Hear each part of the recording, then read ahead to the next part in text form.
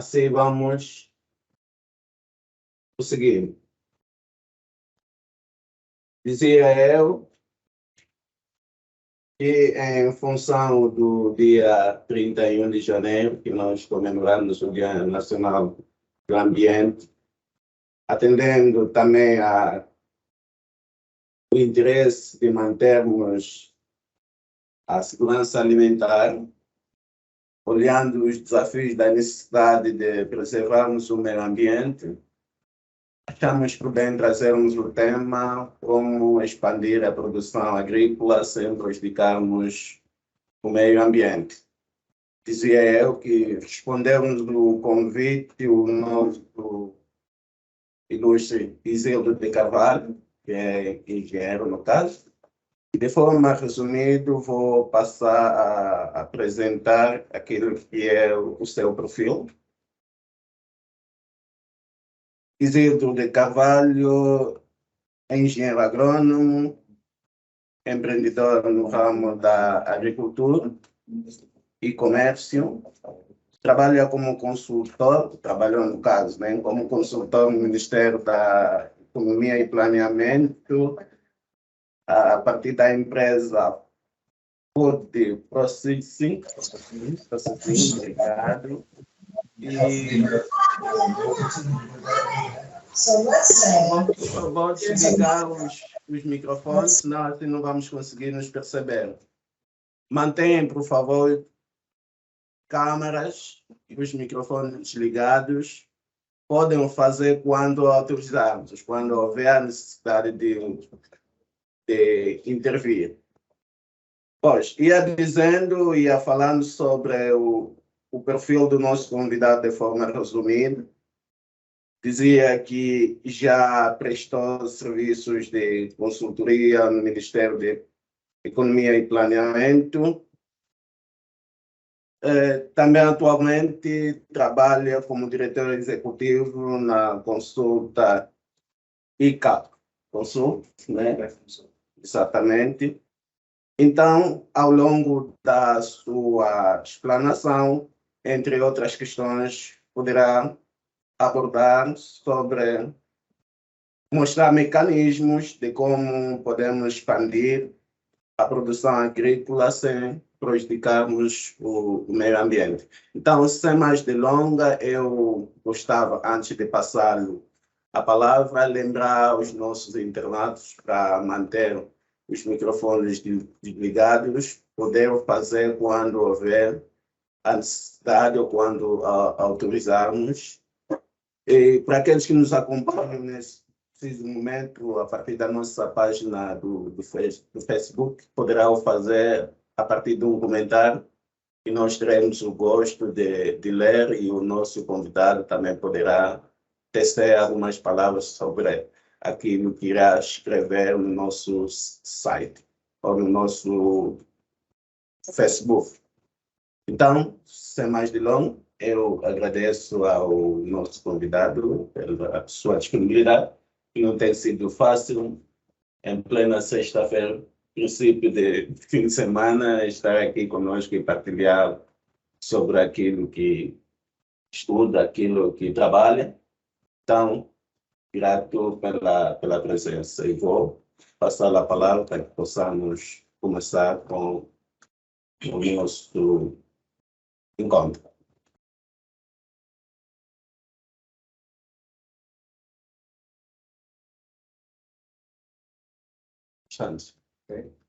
Muito boa tarde a todos os telespectadores. Meus senhores e minhas senhoras, caríssimo senhor capitão e a senhora Isabel, sem esquecer também de agradecer a senhora Chiara Venena, que infelizmente está numa promoção, a qualquer momento vai chegar. Sim. Portanto, antes de mais, eu gostaria de ser breves considerações pelo facto de terem feito esse convite e tratar deste tema. É um tema que já vem suscitando bastante comentário do setor profissional, tanto acadêmico e social. Quem vos fala é Isildo Newton Campos de Carvalho. Antes de mais, gostaria também de agradecer a presença do engenheiro André Colha Nicolau e da engenheira Lukenia Ricardo, que tiveram então a disponibilidade de acompanhar-nos para então juntamente podermos transmitir o conhecimento relativamente à relação agricultura e meio ambiente. Tornando quem nos fala é Isildo Newton de Carvalho. Já vem.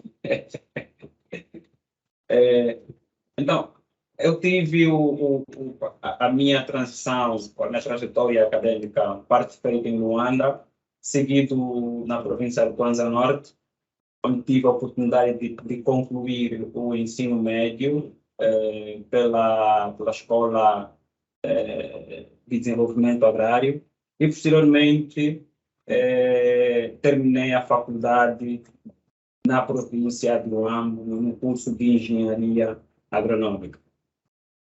De lá para cá, ano 2017, 2018, como todo jovem sonhador, após terminar a academia, as prioridades é ingressar para o mercado de trabalho. Não foi diferente, no meu caso. Durante o período de transição, enquadramento no mercado de trabalho, tive a oportunidade de viajar também para o exterior, em busca de mais conhecimento, troca de know-how e poder trazer também as tecnologias do ponto de vista agronômico para o nosso país. Então, hoje estarei aqui em precisamente 1h30, falando sobre como expandir a produção agrícola sem prejudicar o meio ambiente. Como já dizia no princípio, este é um tema bastante importante e não poderíamos tratar da produção agrícola face ao impacto ao meio ambiente sem primeiro apresentarmos os conceitos sobre a agricultura e sobre o meio ambiente. Portanto, estarei apresentando, não sei se a apresentação já está avançada, seria. Ok, então estaremos falando, debatendo sobre o tema como expandir a produção agrícola sem prejudicar o meio ambiente. Conforme dizia antes de mais, nós vamos apresentar os conceitos sobre a agricultura, o trajeto da agricultura desde as antigas civilizações até aos dias modernos. Então, a agricultura, ela deriva do latim, né? Portanto, tem o significado de campo e cultura, né? E colere, que significa cuidar, cultivar plantas. De modo figurado, né, significa plantar e colher. Do ponto de vista filosófico, anteriormente, as antigas civilizações, né, propriamente os gregos, os romanos, eles criam numa deusa, que era chamada deusa Ceres, e eles também desenvolveram conceitos sobre a questão da agricultura. E esta deusa Ceres, tanto ela era a mulher que cria-se, que ela tinha o poder da fertilidade do solo. Então, as demais sociedades tinham as suas crenças voltadas para ela, crendo que através da mesma era possível, então, colocar a semente no solo e a mesma germinar e crescer. A questão da agricultura já vem sendo praticada desde a antiguidade, tanto do ponto de vista bíblico, como muitos conhecem, temos aí as histórias de Caim e Abel, onde a Bíblia fala que Deus pede a oferta de Caim e a oferta de Abel. Não vou entrar em muitos detalhes, mas eu vou falar da natureza das ofertas. Caim apresentou produtos do campo, produtos de origem vegetais, e Abel apresentou produtos de origem animal. Ainda naquela altura, praticava-se a agricultura e o pessoal, o crescimento demográfico, então, foi dando, o crescimento demográfico levou, então, com que as antigas civilizações passassem a emigrar por conta da escassez dos alimentos. Nós temos aqui algumas antigas civilizações que contribuíram para o avanço da agricultura. Além destas, ainda tem outras, mas eu preferi trazer em base o Egito, os gregos e os romanos. Por quê? Porque eles tiveram, já naquela altura, culturas, do ponto de vista hídrico, mais desenvolvido em relação às demais civilizações. Os gregos e os romanos, eles também tiveram um impacto direto na questão do desenvolvimento da agricultura, já usando os chamados canais ou os chamados sulcos, mas nem com isso, à medida em que a população ia se expandindo, à medida em que o crescimento demográfico ia sendo representativo, então havia sempre a necessidade, então, de ainda assim os povos migrarem. E ainda em conversa ontem com um amigo, disse que foi o primeiro sinal de desequilíbrio ambiental era o facto de que as pessoas, em vez de se manterem nas suas áreas, eram então obrigadas a terem que migrar. Nós temos aqui alguns instrumentos de evolução e desenvolvimento da agricultura. Então, anteriormente não havia tecnologias como hoje, e o homem, face à sua necessidade biológica, via-se obrigado, então, a ter que criar instrumentos que permitissem com que eles trabalhassem a terra de forma a torná-la melhor para, então, a prática da agricultura. Como vemos aí, temos algumas que eu considerei tecnologias primitivas, né? E era a pedra fundida amarrada ao pau. Então, é aí onde eles iam, de forma sensível, iam ferindo a terra de forma a torná-la ela mais leve.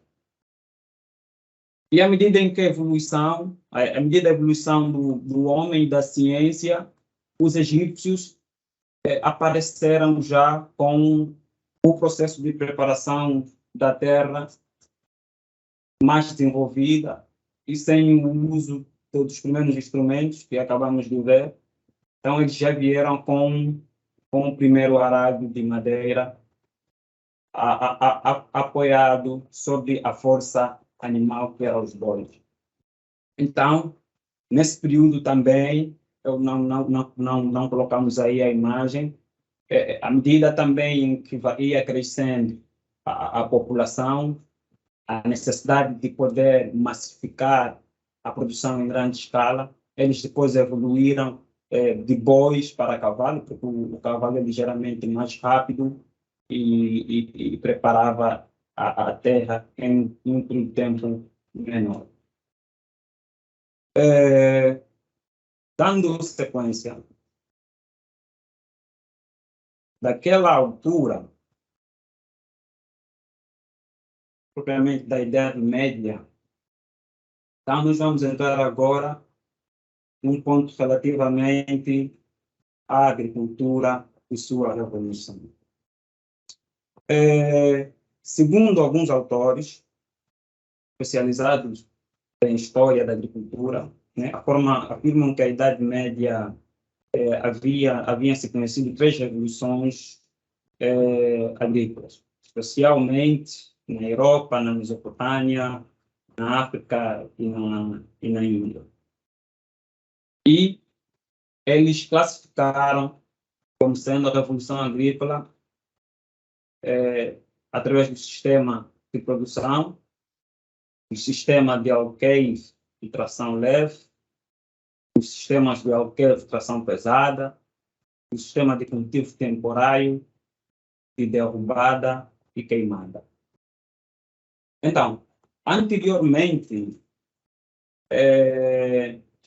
o pessoal, para abrir as novas áreas, já é uma prática também bem antiga, o pessoal tinha como a principal forma o derrubo de árvores e as queimadas. E esta atividade eram feitas à medida em que havia-se necessidade de poder expandir a produção para mais áreas, bem como também à medida em que eles cultivavam a terra.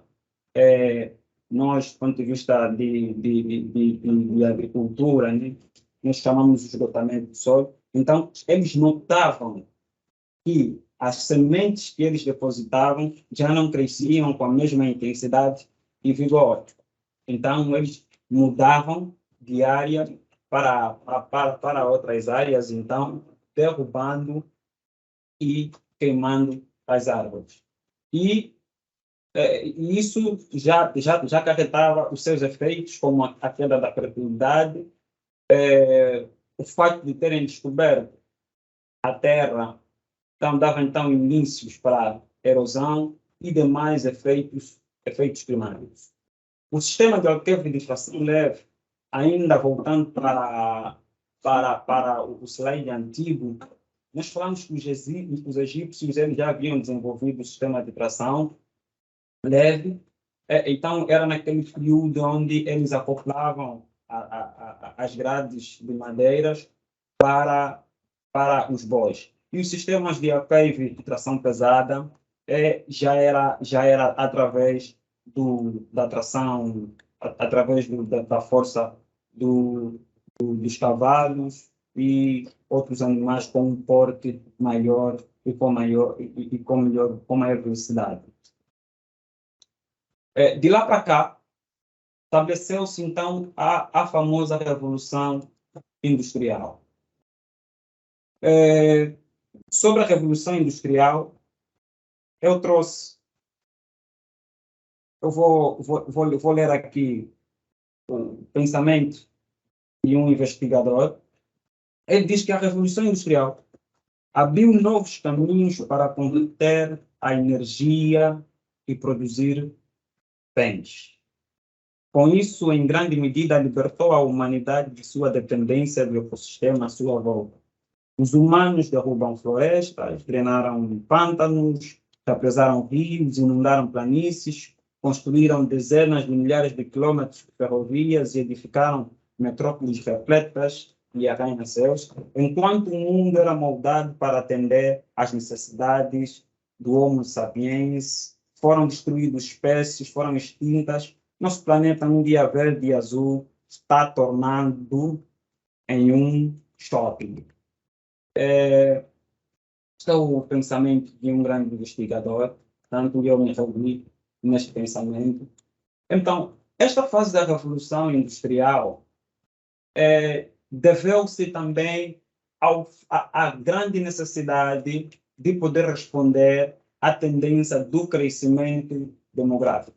O primeiro ponto que nós devemos ter em conta dentro deste tema, que é a questão da produção agrícola face ao meio ambiente, é o fato de que a produção agrícola ela se expande à medida em que a população também vai crescendo. À medida em que a população vai crescendo, então surge a necessidade de, então, alimentarmos as mesmas populações. E, como consequência disso, nós precisamos mais terras.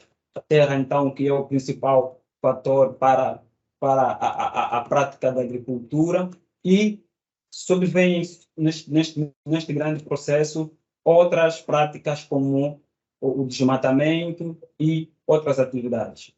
A revolução industrial, então, ela foi marcada por isso.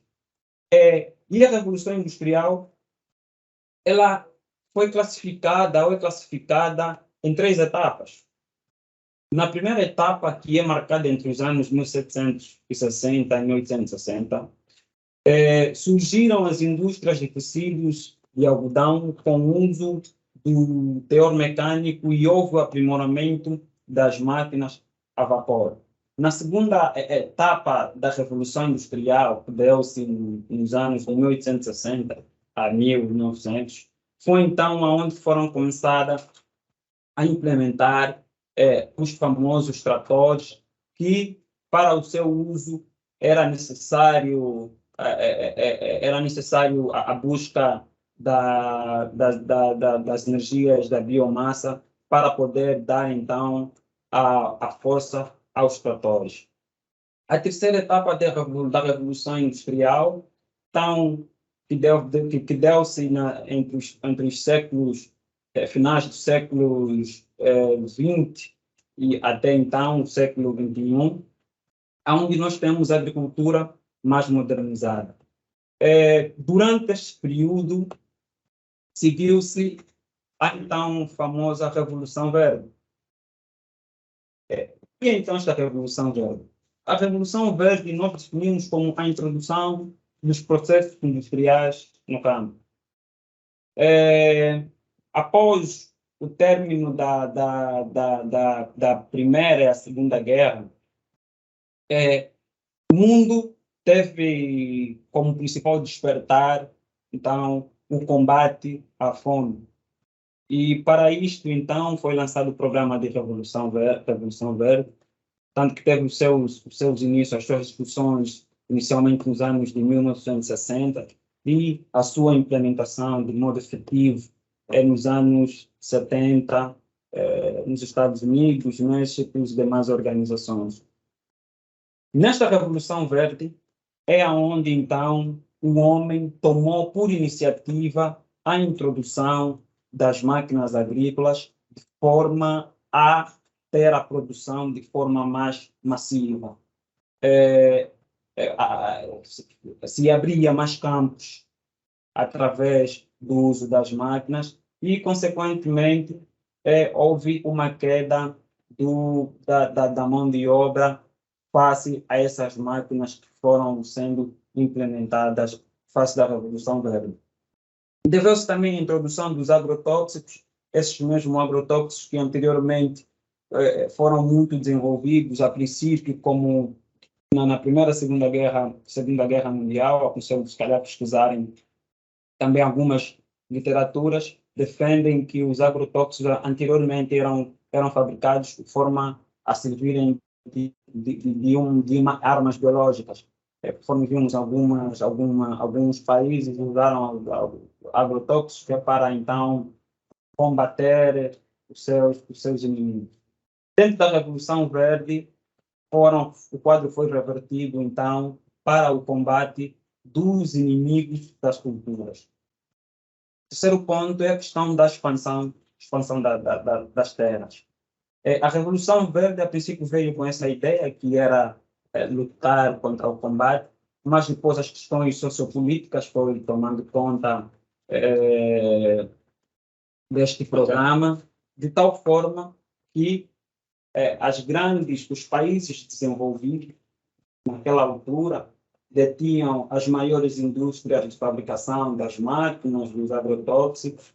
Então, eles desenvolviam-se de formas a vender essas tecnologias para os demais países. E também o uso de melhoramento de sementes. Tudo isso teve seu início dentro da Revolução Verde até os dias atuais. Portanto, aqui estaremos falando sobre o impacto das atividades agropecuárias ao meio ambiente. Eu trouxe aqui uma imagem.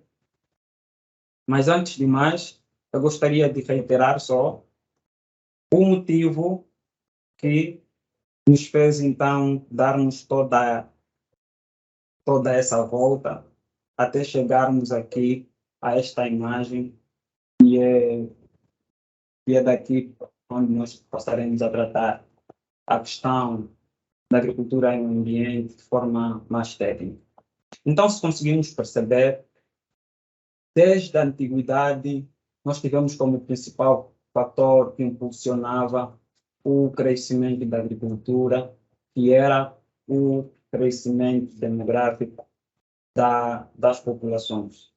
E este quadro não inverteu-se, pelo contrário, continua. Nos dias de hoje, à medida em que a população vai crescendo,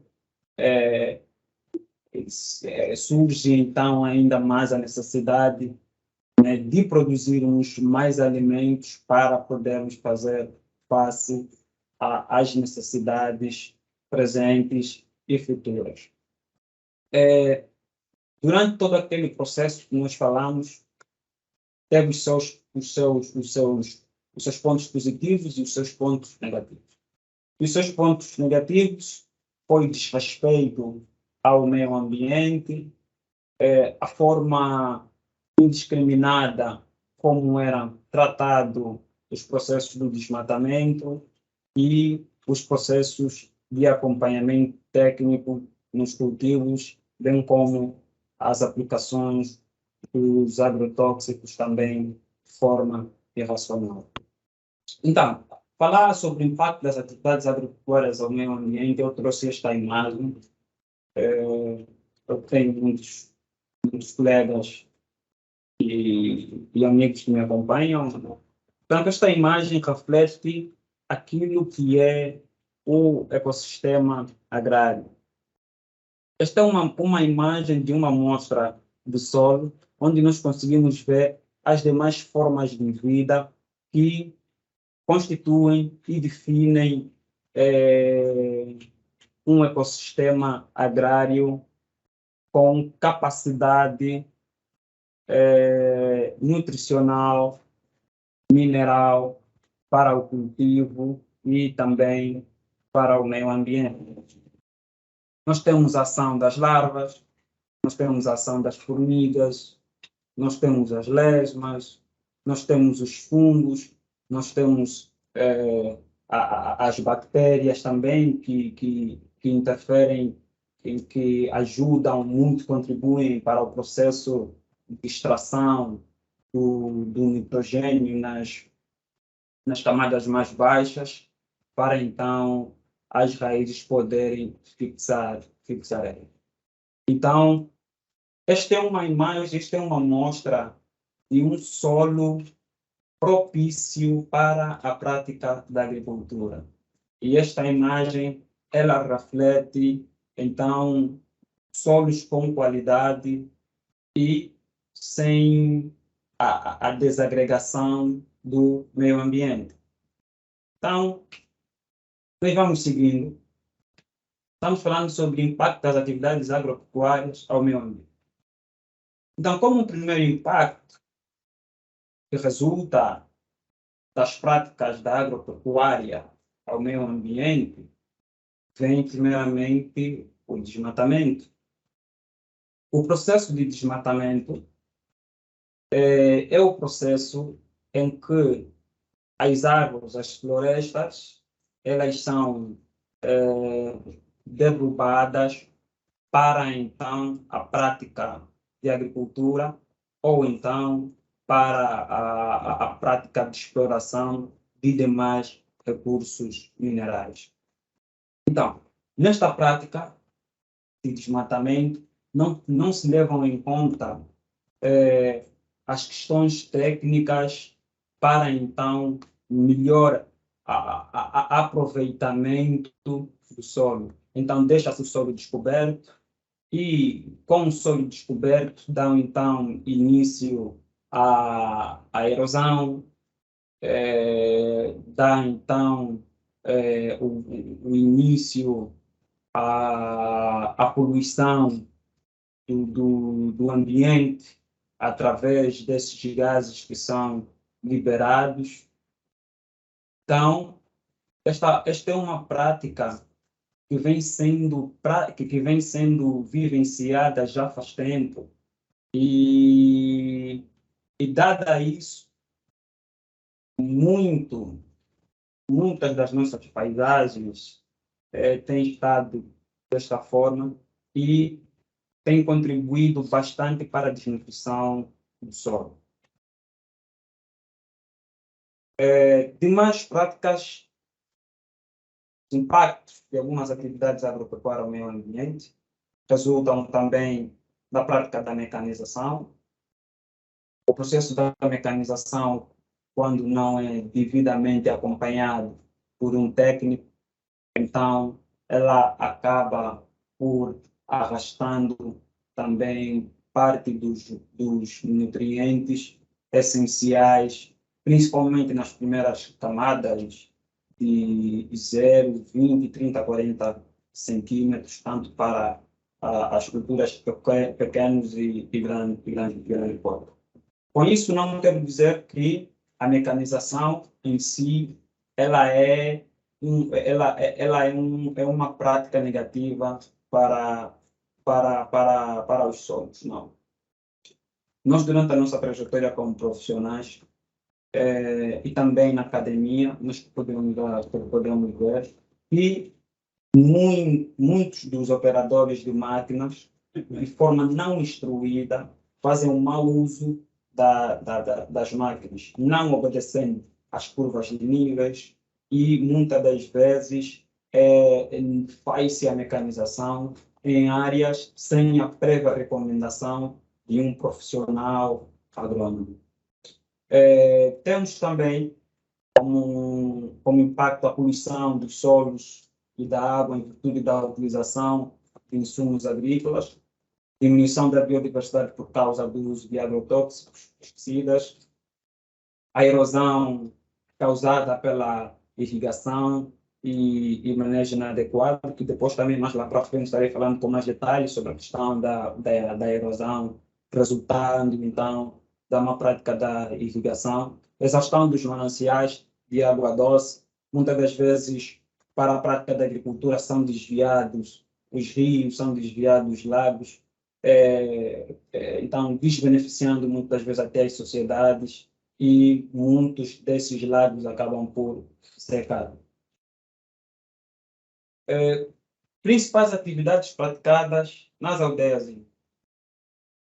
Então aqui vamos entrar um bocadinho dentro daquilo que têm sido as práticas já vivenciadas no nosso país. Segundo o RAP 2019, né, que é então o Programa de Recenseamento Agropecuário e Pescas, as duas principais atividades praticadas nas aldeias, assim das 23.832 aldeias recenseadas no país, 23.651 praticam atividades agrícolas como uma das duas atividades principais. Nós sabemos que a agricultura aqui em Angola, a maior parte ela é realizada pela agricultura familiar. Então, portanto, parte dos produtos que nós consumimos é resultado, então, da agricultura familiar. A agricultura, dentro das práticas da agropecuarização, ela está em primeiro lugar. Se nós vemos nas nossas imagens, nós percebemos que algumas regiões no Zaire, em Benguela, Namibe, e eu, na minha ótica, penso ser por conta da questão também da prática da pesca, é onde não há tanta prática da agricultura, mas as demais províncias, em especial a província do Huambo, Bié e Huila, então são as províncias onde se pratica muito a agricultura. Uso das terras. A terra é uma das principais fontes de prioridade utilizada como um dos recursos naturais mais importantes para fins econômicos, sustentando várias economias a nível mundial. Tanto a área total ocupada de exploração agropecuárias e agrícolas e empresariais é de 3.200.000 que estes são dados colhidos ainda do último censo agrícola realizado durante o período de 2019 a 2020.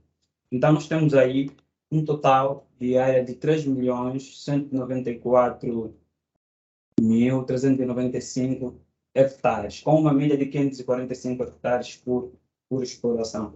Então, aí estão cadastrados tanto as pequenas, médias empresas que atuam no setor agropecuário. A questão do uso das regas, adubos químicos, estrumos e pesticidas em Angola também é uma questão que também vem crescendo ao decorrer dos anos. Inicialmente, o principal sistema de irrigação que ainda é usado aqui em Angola é o sistema que recorre-se ao uso da rega por sulcos, que é então aonde os pequenos produtores eles fazem valas e depois eles colocam as mangueiras que é para abastecer essas valas. E nesse processo, também por não ter devido acompanhamento de um especialista em agronomia, o que é que acontece quando é feito este processo? Esta água ela acaba por arrastar parte dos minerais essenciais que seriam então importantes para essas plantas. E nesse processo de feituras de sulcos, sem obedecer também às curvas de níveis, muitas das vezes dá um início então à formação das ravinas e erosões. Por uma estatística, cerca de 67% das empresas agropecuárias e não só praticam a produção agrícola, usam a rega, sendo que o tipo de rega mais utilizado nas explorações agropecuárias é a rega por sulcos. E 21% é que é dado para o sistema de rega gota a gota. Portanto, o sistema de rega gota a gota, que é o sistema que é o mais aconselhável, de forma a não agredir muito o solo, porque através desse sistema gota a gota, os nutrientes eles são de forma localizada, depositadas num epicentro das raízes. Então, a planta ela não tem que fazer muitos esforços que é para a absorção destes mesmos minerais. E esse sistema rega gota a gota também vem do ponto de vista de economia, facilitar a racionalização desse recurso da água. Então, nós conseguimos ver, por dado estatístico, a realidade do nosso país. Angola ainda depende do sistema de rega por sulcos, um sistema de rega que ainda vem agredindo muito os nossos solos. A questão do uso dos adubos químicos e estrumos. A nível nacional, 63% das explorações agropecuárias e agrícolas empresariais que praticam a produção agrícola usam adubos químicos. Os tipos de adubos mais usados são o NPK, os fertilizantes simples e o estrume. Dentro dessa questão, vem a questão eu vou tratar a respeito da toxicidade dos nossos solos. Eu, em conversa mantida com alguns amigos que trabalharam no ITA, portanto, eles passaram por essa experiência e não é implementado, ou não é sensibilizado, ou o governo ainda não criou estruturas da análise do solo para os pequenos produtores. Daí, então, que as comunidades rurais usam de forma indiscriminada os adubos químicos. Conforme nós vemos aí, nós temos o famoso NPK, que em termos de dosagem, nós temos o famoso dose 24-12, onde nós temos uma 12% de nitrogênio, 24% de fósforo e 12% de potássio. Então, são adubos químicos que, se não usados de forma racional e sob acompanhamento de especialistas agrônomos, Então, nós acabamos por criar, então, a famosa toxicidade nos solos, criando, então, baixo desenvolvimento das plantas, resultando, então, na baixa produtividade. Se haverem na tabela exposta, os adubos químicos, eles vão ganhando maior porcentagem e vai também baixando à medida em que os adubos orgânicos vão sendo ilustrados. Para se ter ideia, Angola atualmente usa 1,3% de biofertilizantes. Então, os biofertilizantes são, então, os fertilizantes que é recomendado para fazer uma agricultura sem fortes impactos no meio ambiente. O uso de pesticidas. Uma questão também que é muito tratada nesta temática do debate sobre agricultura e meio ambiente. Também temos aqui de forma ilustrada alguns dados também fornecidos pelo RAP, licenciamento agropecuário e pescas 2020. Mais de 57,4% das explorações agropecuárias e apícolas empresariais que praticam a produção agrícola usam pesticidas nas culturas. Tanto destaque na província de Namibe, Zaire e Kwanza Sul.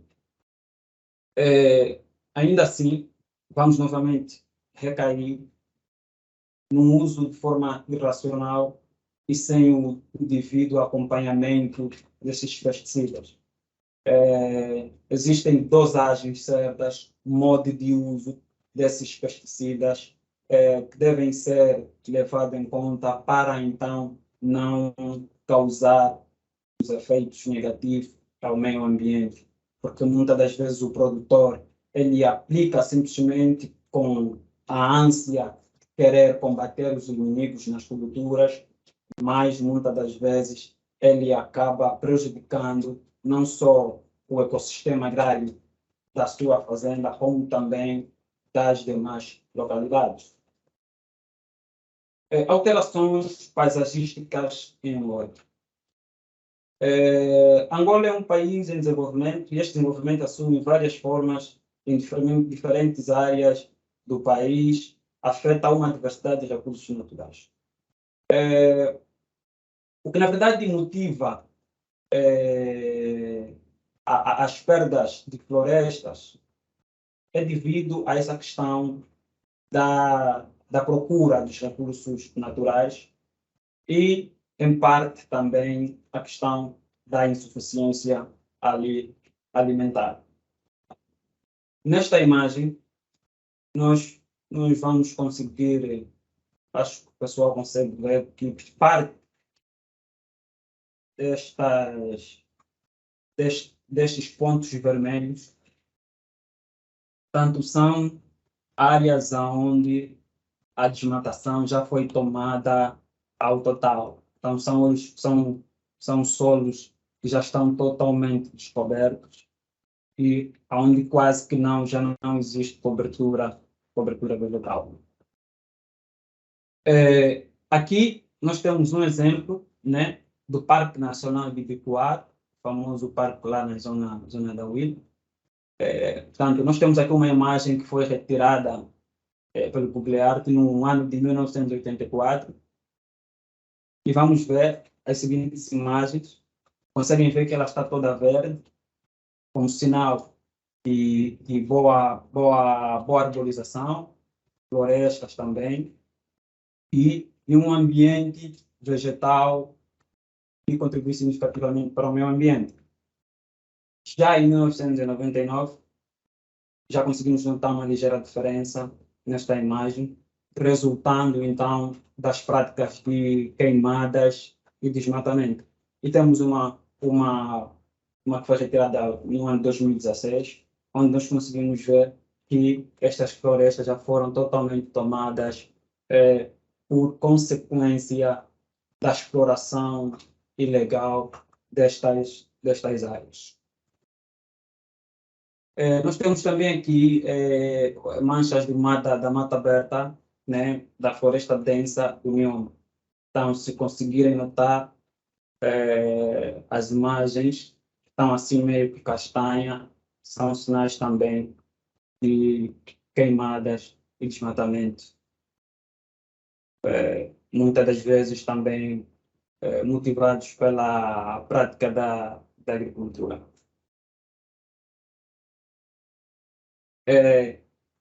Então, como resultado, nós temos as perdas do solo. E nessas perdas do solo, nós temos também a principal consequência, que é... Sim. Ok, Deixe-me só o nosso convidado terminar. Depois vamos passar a palavra para a nossa audiência. Provavelmente temos mais 2 slides, 3. Certo. Então, Vamos utilizar. Vamos cooperar. Ele vai estar com sede.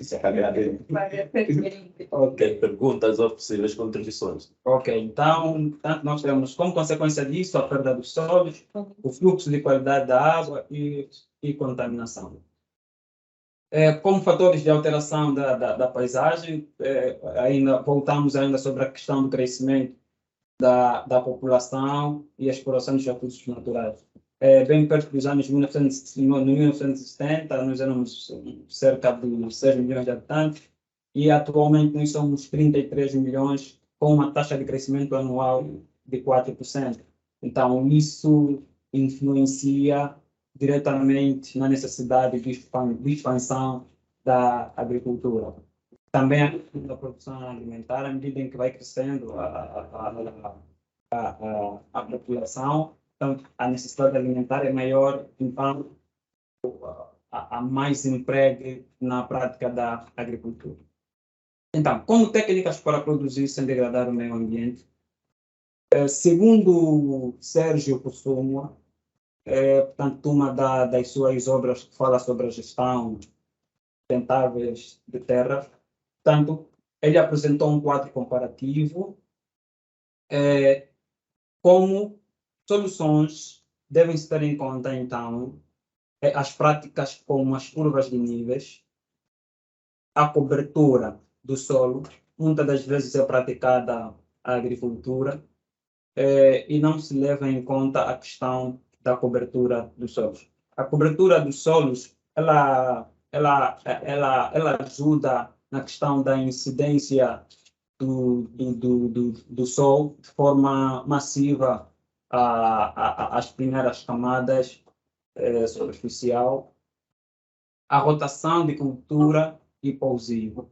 Portanto, esse processo de rotação de cultura também é bastante importante para facilitar o processo da agricultura sem prejudicar o meio ambiente, visto que ela evita a prática da monocultura. Portanto, a prática da monocultura ela resulta num esgotamento dos solos, só para que tenhamos ideia, o tempo que é necessário para a reposição da matéria orgânica ou estabilidade nutricional de um solo leva cerca de 50 ou mais anos. E nós podemos acometê-los em menos tempo. Então, a rotação da cultura vem surgindo, então, como uma das práticas para inverter o quadro da degradação do meio ambiente. A adubação verde também é a questão do estrume, a gestão integral das ervas daninhas, o manejo integrado de pragas e doenças, o uso de produtos microbiológicos, uso racional e melhor aproveitamento do sistema de irrigação, nos desapegarmos da rega por sul e então engrenarmos para sistemas de regas mais sofisticados e que contribuem para o melhor aproveitamento do solo. Substituição dos sistemas de regas em valas para o gota-a-gota, já dito, introdução de técnicas de biotecnologia na produção. Então, temos aqui uma figura, né, onde apontam três localidades onde foram feitos o desenvolvimento experimental, usando então estas práticas das curvas de nível, cobertura do solo, conservação de culturas, explotação de culturas, quebra-ventos e demais. Então, nós conseguimos ver em questões percentual que Muunga conseguiu atingir 25% mediante a essas práticas. Então, usando isso, que é possível, então, em Angola, se a gente usar essa prática da gestão dos solos, é possível, então, nós darmos um forte contributo para o meio ambiente, praticando a agricultura.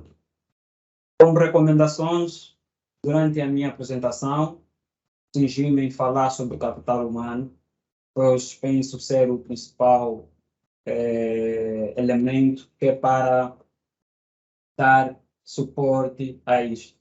A formação técnico-profissional, a criação de programas de escolas agroecológicas, a parcerias e intercâmbios de estudantes, a criação de política de desenvolvimento agrário que desincentive as queimadas e desmatamento indiscriminado para a prática da agricultura. A capacitação técnico-profissional dos técnicos que acompanham a atividade nas zonas rurais, capacitação técnica dos produtores rurais, de forma a usarem melhor os recursos para a prática da agricultura. Então, o que nós temos vivenciado hoje no nosso país é uma inversão nessa pirâmide. Nós temos muita terra que é feita agricultura sem o acompanhamento dos profissionais, não se faz a análise do solo, que é para, portanto, com o resultado da análise do solo, nós conseguimos saber quais são as quantidades de macro, micronutrientes que estão em excesso, que estão em falta, que precisam ser repostos no solo. Então, tais práticas devem ser acompanhadas à linha a partir de profissionais.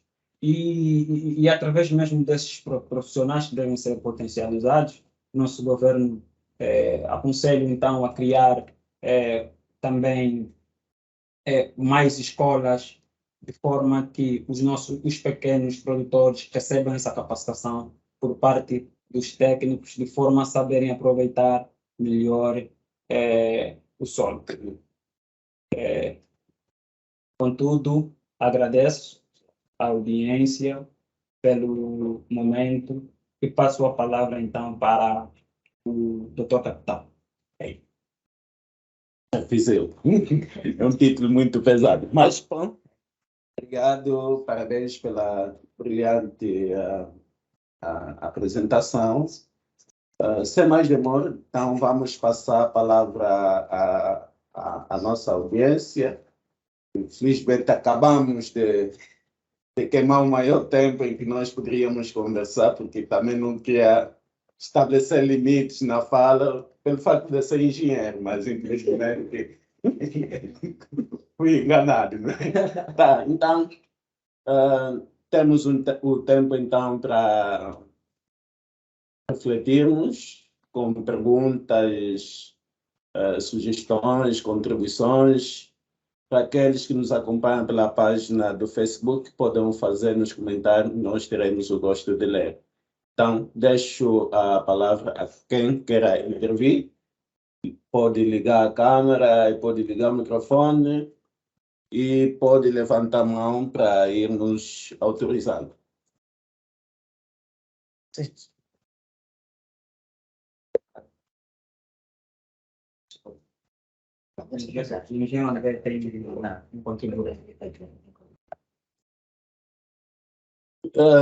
Sim, antes de passarmos aqui na sala onde temos um dos participantes, que é o senhor André Nicolau. Deixe-me só passar a palavra ao nosso internauta Helder para que possa intervir. Muito obrigado pela oportunidade. Quero antes parabenizar a iniciativa e também aproveitar e estender a saudação ao engenheiro Isildo e parabenizar pela apresentação que foi feita. Bom, eu tenho mais contributo do que perguntas, não tenho nenhuma pergunta, mas quando pensamos ou refletimos sobre o meio ambiente, é a mesma coisa que estivemos a falar de ecossistema, não é? Porque as definições casam entre si. Resumidamente, é conjunto de organismos que interagem entre si e com o meio à sua volta. O que tem acontecido é a introdução de conceitos ou palavras que têm um efeito anestesiante que tornam as ações humanas politicamente corretas, né? O tema é como expandir a produção agrícola sem prejudicar o meio ambiente. Ao meu ver, acredito que isso não é possível. Isso, de qualquer forma, e podemos ficar aqui o dia todo a discutir, não creio que isso seja possível. Por quê? Porque toda ação antropológica gera consequências negativas em uma certa unidade de tempo. Bom, o que se verifica quando falamos de produção agrícola é que o princípio básico da agricultura é causar o desequilíbrio biológico, ou seja, se nós vamos desmatar uma determinada área, nós vamos introduzir agrotóxicos, estamos a causar um desequilíbrio biológico e ecológico numa determinada região, fazendo a alteração brusca do ecossistema, né? Estaríamos a matar ou a transformar o ecossistema natural em introduzirmos um novo ecossistema que pode ser adaptado ou não. O que também se verifica é que essas ações da agricultura têm consequências ou efeitos secundários, quer seja a longo, médio ou curto prazo, como resultado do esgotamento físico ou das propriedades físicas e químicas do solo, bem como o aumento da incidência de pragas e doenças. Ao meu ver, e isso também é algo que temos debatido quase sempre, é que a atividade agrícola é responsável pelo menos em 20% da degradação dos solos a nível mundial. Outras ações são causadas por certos elementos ligados ao clima, porém a agricultura é responsável por cerca de 20% da degradação dos solos.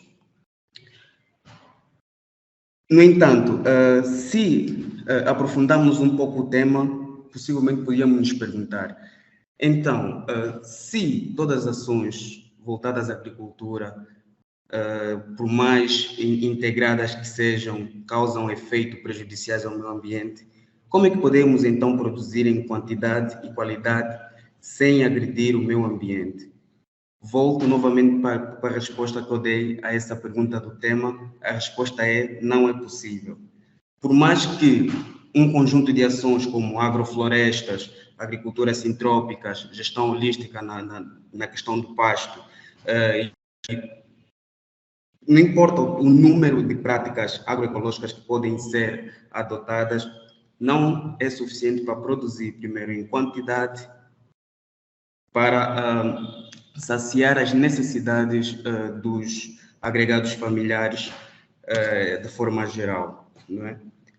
Como soluções de todas as ações, é sempre buscar a menos agressiva aos solos, ou seja, buscar aquelas boas práticas que minimizem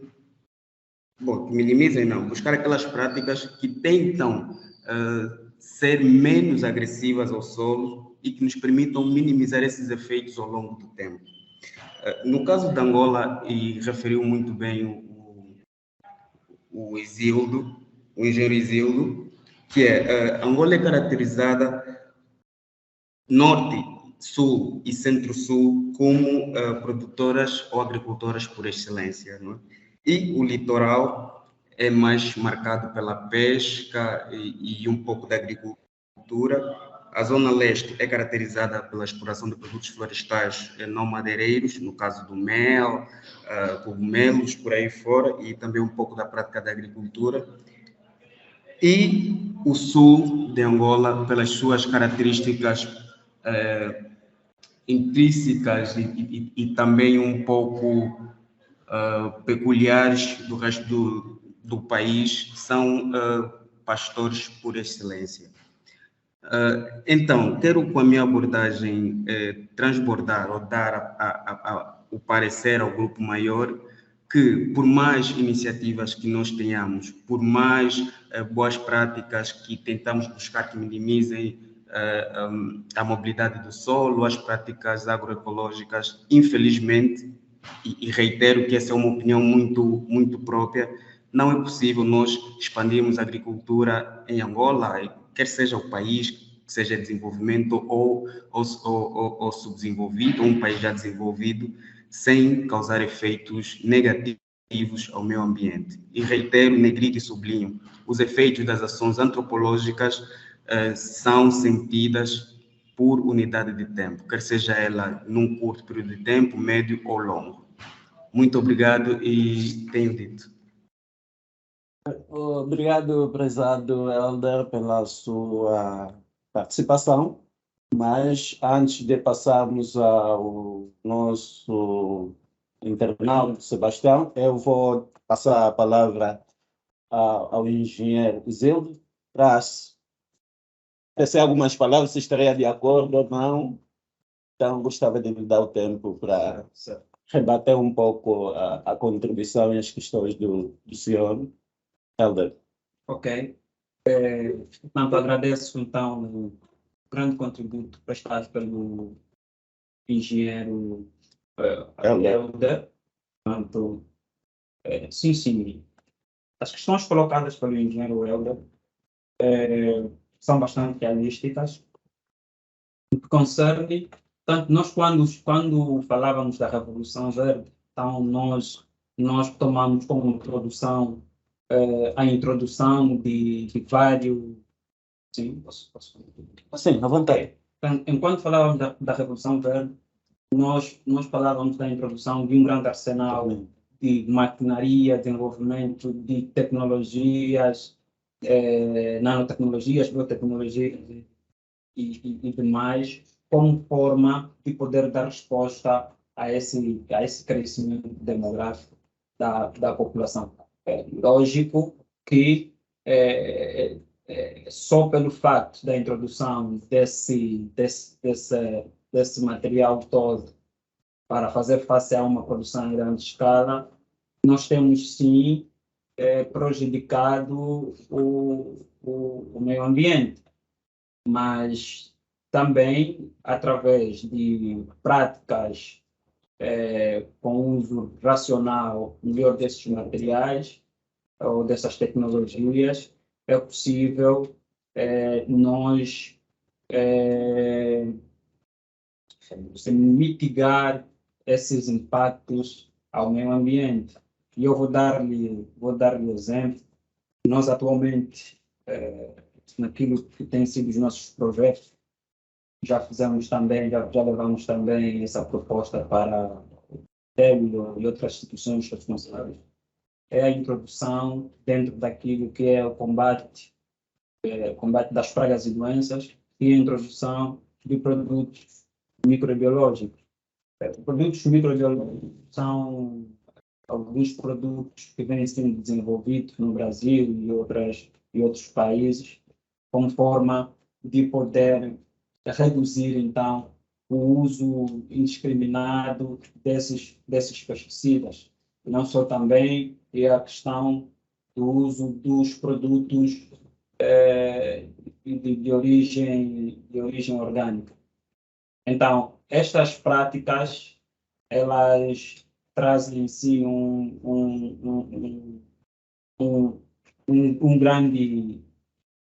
grande impacto na redução ou na degradação do meio ambiente. Mas sim, eu concordo que na sua totalidade não é possível. Imaginemos hoje para desmatar 100 hectares, é preciso pronto, para a preparação de terra é preciso o uso de biocombustível e esses biocombustíveis, então, também já acabam lançando gases que desagregam também o ecossistema. Mas é possível, a partir de uma ou outras técnicas, nós contribuirmos com a agricultura sem desagregar na sua totalidade o meio ambiente.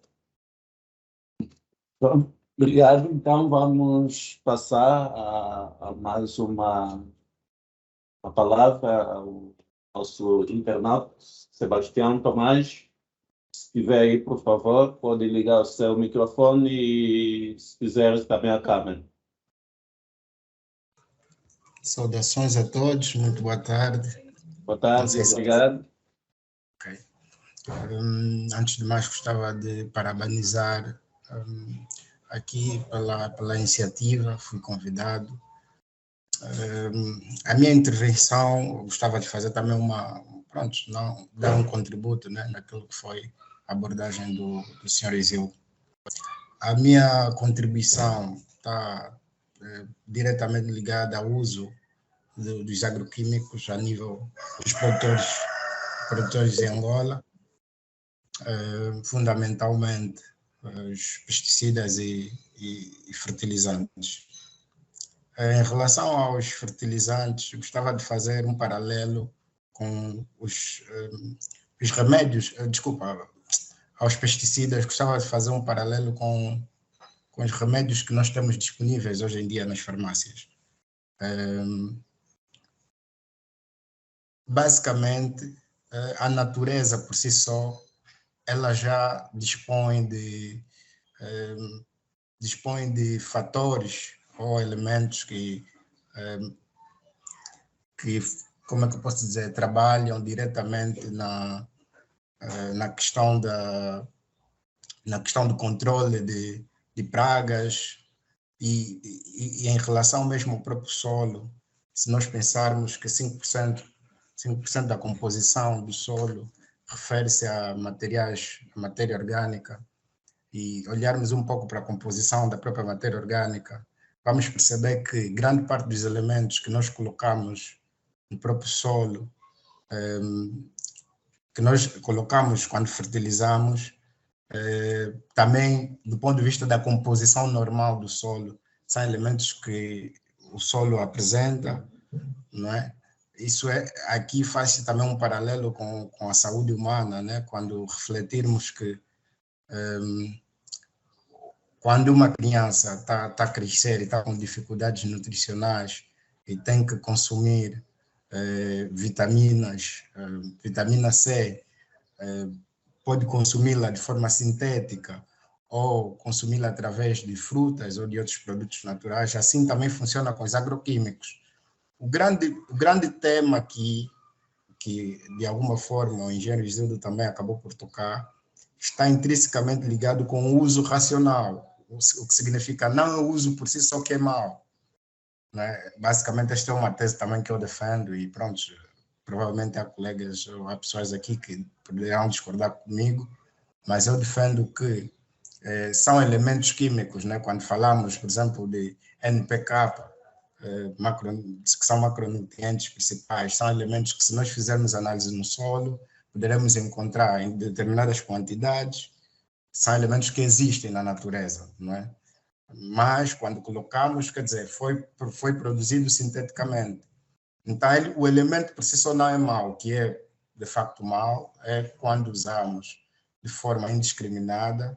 Isso aí, o engenheiro Isildo acabou por tocar quando disse que era necessário que especialistas, aqui também apoiados por um conjunto de ferramentas técnicas, aqui falo um pouco da questão da análise do solo, que é fundamental, que é para protegermos cada vez mais os nossos solos. E aqui também gostava que todos refletíssemos sobre algo muito sério que está acontecendo em Angola. Infelizmente, temos aqui agricultores familiares, e não só, mesmo médios produtores, que de algum tempo a esta parte têm feito recurso a produtos agroquímicos sem devido acompanhamento técnico de um especialista, de um agrônomo, de alguém capacitado para o efeito. Isso a médio e longo prazo poderá ter consequências irreversíveis.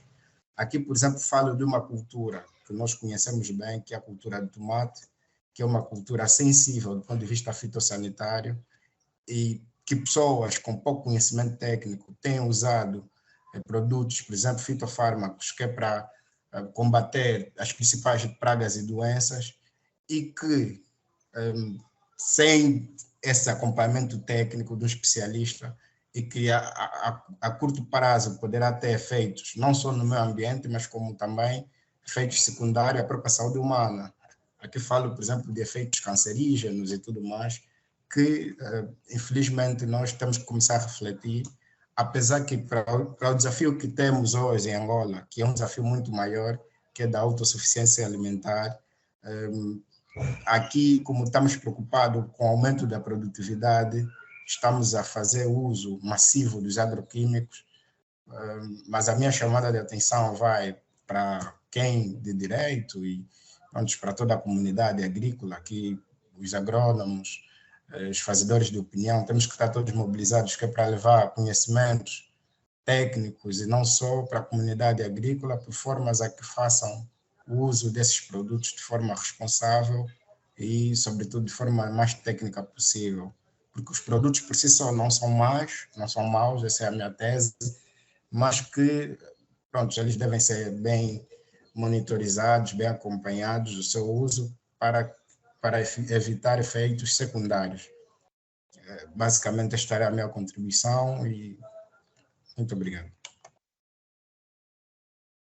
Obrigado, senhor Tomás, pela sua participação. Então, sem mais demoras, antes de passarmos para outras questões, volto a palavra ao nosso convidado para algumas considerações. Sim. Também, seguindo, agradeço o grande contributo do engenheiro Sebastião. Sim, a questão da regulação do uso dos pesticidas e demais agrotóxicos nos nossos cultivos aqui em Angola é uma situação que ainda deve ser discutida, ainda deve ser tratada com maior seriedade em outros fóruns também. Por quê? Porque nós atualmente estamos preocupados com a questão da produtividade. E eu já dizia que nessa luta da ansiedade, queremos simplesmente produzir sem levar em conta a regulação e o modo racional do uso desses químicos, nós acabamos por contribuindo mais ainda para a degradação do ecossistema. Conforme o engenheiro dizia, na verdade, não é que não seja possível, mas é possível minimizar, ok? Através das práticas adequadas e sob orientação de um profissional técnico. Normalmente os produtos químicos, eles resultam primeiro de uma análise. Okay? Eu, para usar 50 quilos de ureia, eu para aplicar 70 quilos de fósforo, de potássio, isso deve antever antes de uma análise do solo. Então, eu não acordo e eu hoje olho para a planta e vou aplicar isto. Não. Muito menos também no combate.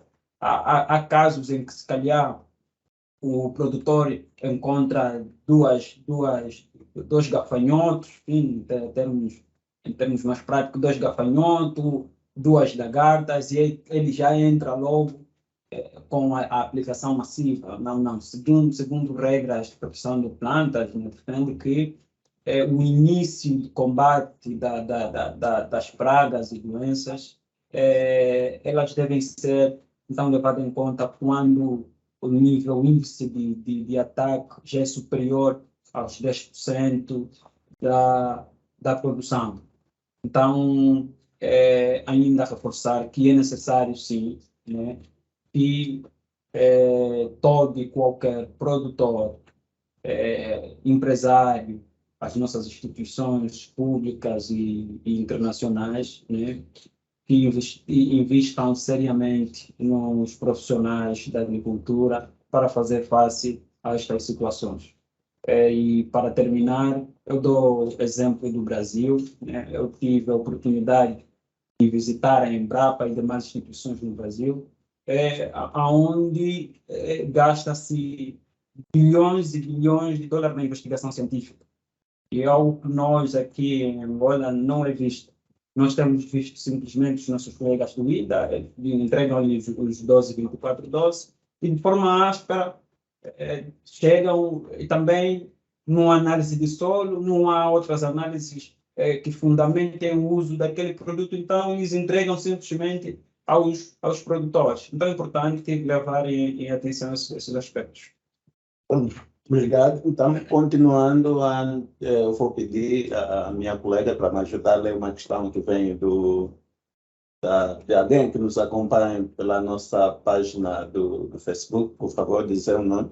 Depois vou pedir para o nosso convidado reter a questão do nosso internauta pela página do Facebook e vamos escolher também a questão aqui do engenheiro. Por favor.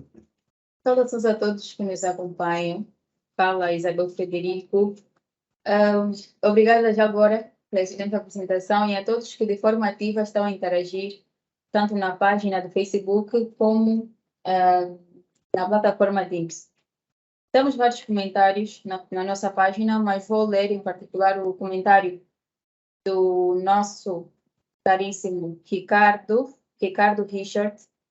Ele diz: antes de mais, gostaria de estender as minhas saudações calorosas ao meu colega engenheiro Isildo, ao moderador e a todos os internautas e não só. Parabéns pela apresentação.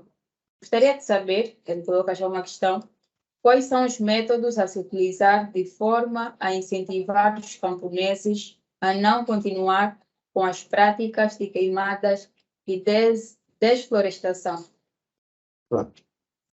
Obrigado ao nosso internauta. Volto a repetir a questão. O nosso querido quer saber quais são os métodos a se utilizar de forma a incentivar os camponeses a não continuarem com a prática de queimadas e desflorestação. Bom, obrigado à participação do nosso internauta a partir da nossa página do Facebook. Espero que continue aí e o nosso convidado poderá responder à sua questão. Mas antes, vamos passar a palavra ao nosso engenheiro aqui na sala também, que queira contribuir, questionar. Então, tenha bondade. Não vamos filmar, fica tranquilo. Nós preferimos estar atrás da câmera. Exato. Pronto, igualmente, felicitar aqui ao engenheiro pela belíssima apresentação. Tratamos que aos que estão do campo agrícola e os que não são, hoje estamos a sair daqui com um conhecimento amplo, né? Na primeira introdução, para as respostas de perguntas, um dos engenheiros expôs que é impossível, né? Mostrou exatamente que é impossível usar técnicas para combater o impacto negativo, neste caso, do setor da agricultura. Portanto, se olharmos todo desta perspectiva, podemos entender ou dizer que o esforço que se faz desde os tempos remotos até os dias de hoje são nulos, né? Se olharmos que é impossível usar técnicas para a redução, seria impossível. A agricultura, há uma frase que diz que nós somos aquilo que comemos. O engenheiro, se calhar, depois poderá dar mais ênfase ao que estamos aqui a falar. Portanto, assim é possível não reduzir a todo, não eliminar a todo, mas usar técnicas para que o impacto, neste caso negativo, seja não tão sentido quanto tem sentido, seja desde os tempos antigos até os dias de hoje. Acredito que há uma grande redução de que forma dos impactos. Utilização de técnicas, seja, o engenheiro explicou que uma das formas principais que se pode utilizar é a formação do setor do fator humano, ou seja, é a formação do cara, nesse caso, permitamos a expressão da pessoa que estiver no campo e não só, tem que estar formado, saber o que tipo de operação está a realizar e quais são os métodos para a redução de impactos. Por exemplo, os engenheiros, a formação de quadros, a formação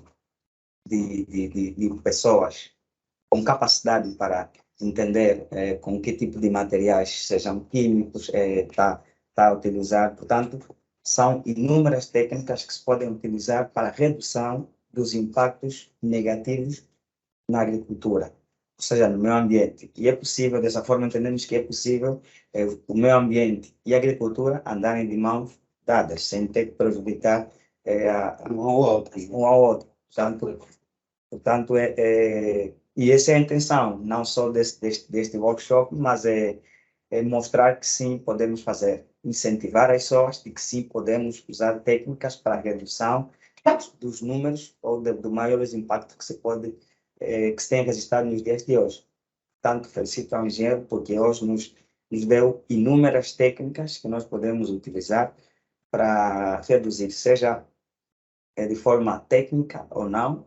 Quando me refiro a técnica, me refiro a com equipamentos, com aparelhos, ou não, para aqueles que estão nos campos, que não têm aparelhos, que não têm meios técnicos, mas a consciência também é uma das formas que se utiliza para a redução.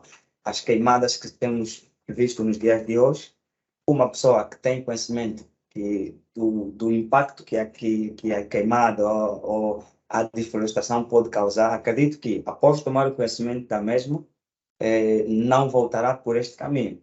Então, essa é uma das formas que estamos a utilizar. Deixa-me só acrescentar, desculpa, em algum momento, permita-me só deixar de ser moderador só para acrescentar alguma coisa que disse o engenheiro, se calhar também que o nosso internauta a partir da página do Facebook se refere.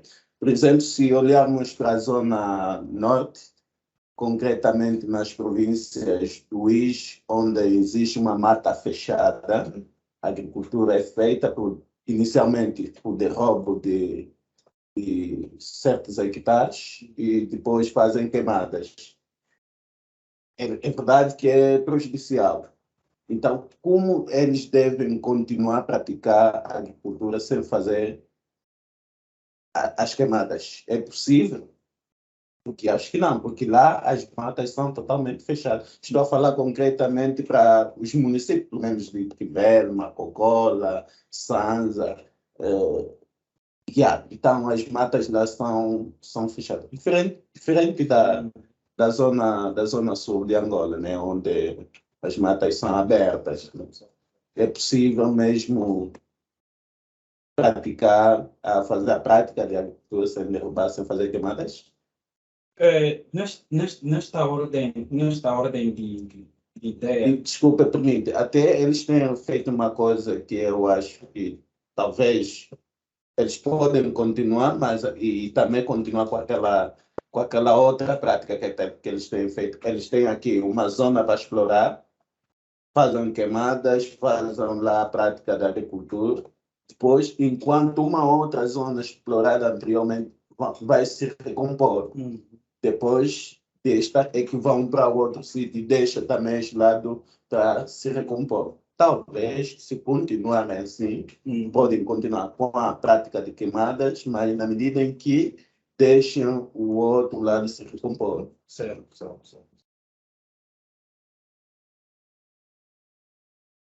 Sim, pode voltar. Então, vou começar respondendo a questão do nosso prestigiado Ricardo Charles. Ele pergunta quais seriam... Sim.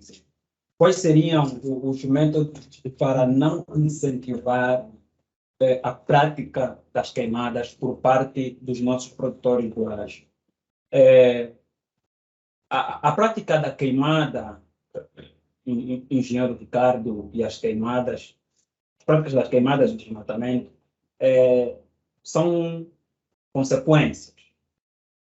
Então, nós temos que primeiro estudar as principais causas, então, que motivam os nossos produtores rurais a engrenarem para as práticas das queimadas e desmatamento.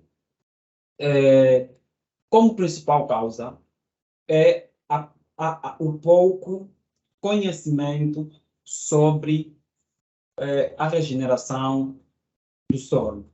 O que acontece? Normalmente, os nossos produtores rurais, quando decidem engrenar para abrir novas áreas, é porque quando ele coloca o tomate que ele vem plantando durante 5 anos na mesma área, ele planta e aquele tomate, já no terceiro experimento, o tomate não lhe dá o rendimento que ele queria, como noutra hora. Então, isso resulta, então, também da infestação das pragas e doenças. Então, muitas das vezes eles decidem engrenar pela abertura de novas áreas porque eles não conseguem obter respostas de como é que eles poderiam dar volta face a essa questão do esgotamento do solo. E, normalmente, eles também têm essa prática, ou são motivados também à abertura de novas áreas para as queimadas e desmatamento, por conta da acessibilidade, né, ao principal recurso da agricultura, um dos principais, que é a questão da água. Então, muitas das vezes eles são obrigados a terem que derrubar, conforme disse o senhor capitão, as matas fechadas, porque é onde muitas das vezes correm os rios, os grandes lagos. Então, essas são as principais causas que levam os nossos produtores rurais e demais também a engrenarem para a prática do desmatamento e as queimadas. Então, como forma de solução ou métodos que poderíamos apresentar, primeiramente seria a capacitação técnica dos nossos produtores rurais. Ensinar-lhe que ele não pode, durante 5 anos, produzir o tomate na mesma área, que ele não pode, durante um ciclo inteiro, produzir sempre a mesma cultura. Então, desaconselhar a prática da monocultura e engrenar, então, para a prática da rotação de culturas.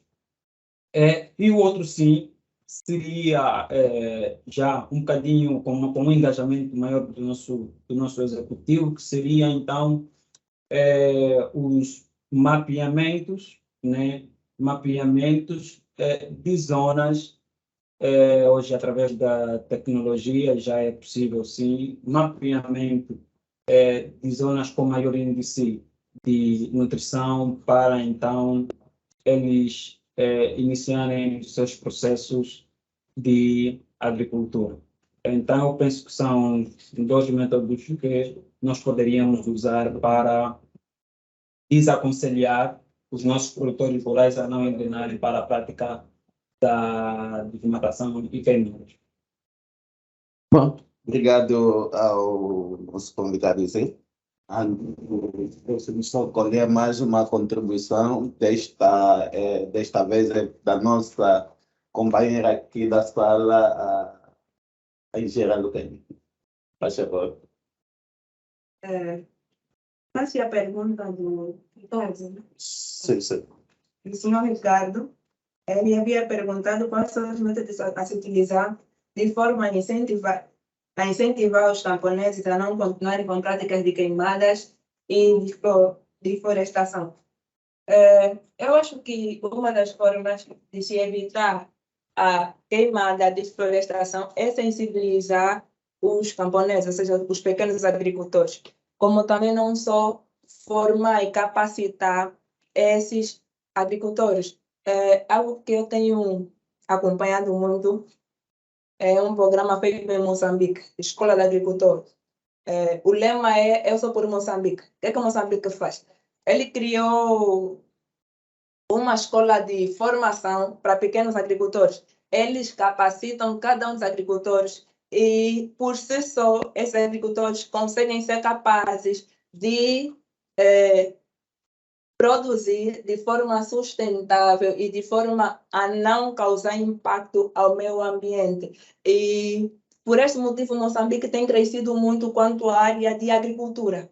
Então, eu acho que isso é algo que o Estado angolano também deveria fazer com os agricultores, pequenos e grandes agricultores de Angola, porque o que eu vejo muito no telejornal é que quando os agricultores reclamam que não tem adubo, que não tem semente, compram o chamado o NPK, né? O 1224, o adubo mais famoso de Angola. Todo agricultor conhece esse adubo. Chegam então e não aconselham, não sensibilizam.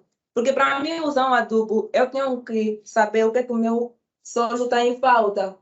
Antes, porém, tenho que fazer uma análise do solo, saber o que está em falta, o que não está em falta. Só assim eu coloco o adubo necessário. Então, eu acho que há necessidade de se formar e capacitar cada pequeno e grande agricultor, porque na minha ótica, não acho que só os pequenos agricultores cometem erro. Os grandes agricultores também cometem muito erro concernente a esta situação. Obrigado pela contribuição da nossa engenheira técnica.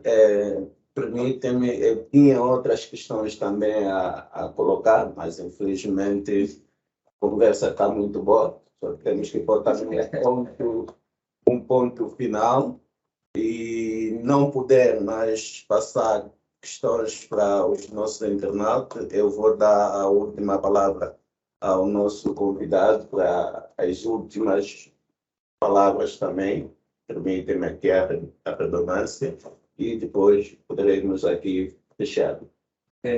Mais uma vez, reviste, né? Dizer que foi um prazer enorme, agradeço a oportunidade que a DW Workshop concedeu-me para então falar sobre este tema. Conforme vimos, né, muitos jovens com bagagens suficientes ainda que é para falarmos e discutirmos ainda sobre este tema. Conselho que devem continuar com este princípio, né? O país precisa, a comunidade jovem precisa, nós temos muitos jovens com talento e tudo mais. E, como sinal de conclusão, mais uma vez, agradeço os telespectadores, né? E que nós, os produtores, os formados nessa área, devemos continuar a empenhar esforços para a melhoria e crescimento da agricultura do nosso país, fazendo as palavras do engenheiro Helder, minimizando o impacto da agricultura ao meio ambiente. Então, nós poderíamos já que fazer um ajuste no tema. Então, não deveria ser como expandir a produção agrícola sem prejudicar. Porque, de uma ou de outra forma, nós acabamos prejudicando o meio ambiente, mas muitas vezes nós temos que colorir também as palavras e tudo mais. Mas, então, agradeço a oportunidade. Muito obrigado. Nós que agradecemos pela sua presença e também agradecemos a todos e a todas que estiveram do outro lado a nos acompanhar. Permitam-me reiterar o convite para a próxima semana. Temos alguém que está fazendo um doutoramento na Universidade de Lisboa que poderá vir falar sobre o tema Ver para além da metrópole, uma agenda da investigação sobre as cidades angolanas. Então, voltam a recarregar os vossos saldos de internet no sentido de estarmos juntos na próxima sexta-feira, às mesmas horas, 14 horas, e das 14 às 15, não é? Então, agradeço pela paciência também que tiveram aí do outro lado a nos acompanhar e desejo a todos e todas bom final de semana. Bom feriado prolongado. Final de semana prolongado, meu amigo. Tá. Obrigado aos companheiros também do nosso convidado.